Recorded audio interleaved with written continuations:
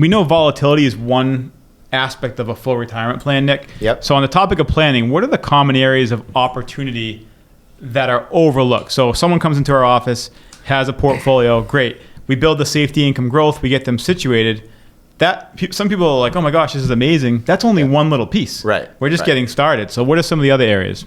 Yeah, so one of the common areas, especially right now, is tax planning and tax strategies. And I think it's obviously a common area because taxes are uncertain in the future, right? We're not sure if they're going to go up, or, well, we do think they're going to go up, but it's the question of if and when and by how much is the ultimate question. So I think that topic is becoming more and more common. You know, you're seeing it more, you know, out on the internet and on TV in terms of commercials, and just more talk really around everything. And one of the things that we look is there any, or are there any strategies that we can implement that might put them in a better situation, whether it's during retirement or for the next generation?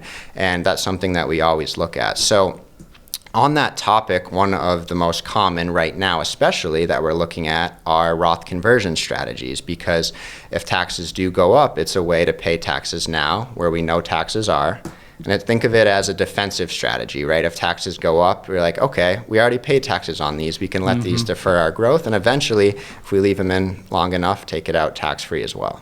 Well, and think about how much of an issue this is. I mean, I think part of the reason why it got to kind of what you were saying, Nick, is strictly because how many people out there have, you know, pre-tax dollars, you know, IRA dollars, 401k dollars, 403b dollars.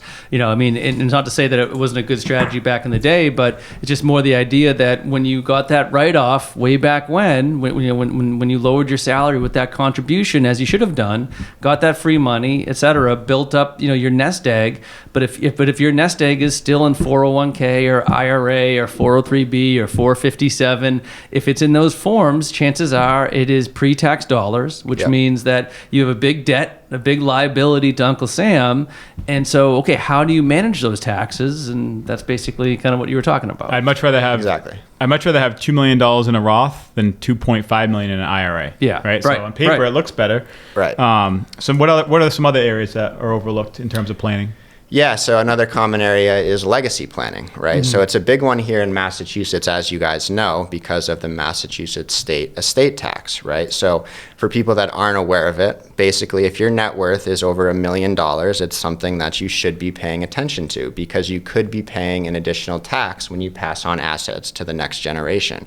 And simply by implementing a proper estate plan and the proper estate planning documents, you can potentially save your heirs thousands, if not hundreds of thousands of dollars in taxes. And again, that's just one area on the legacy front. And that's, so you have now, so we're looking at legacy planning as an opportunity, estate planning, tax planning. Anything else that is commonly overlooked beyond just market and volatility? Yeah, I think healthcare is one as well. And everyone knows that healthcare is expensive, but not everybody's aware of how drastically it can impact their retirement plan, especially if they do end up running into an unforeseen expense or having to go into a home or whatever it may be. No one likes to think about that stuff, but when it comes to retirement planning, it's very important. And, you know, we've seen situations where some of those problems do arise, and it can totally drastically change the outlook of their plan.